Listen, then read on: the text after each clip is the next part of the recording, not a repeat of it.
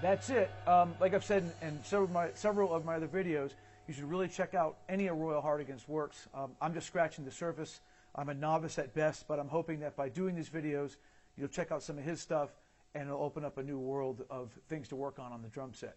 All right, until next time, thanks for stopping by.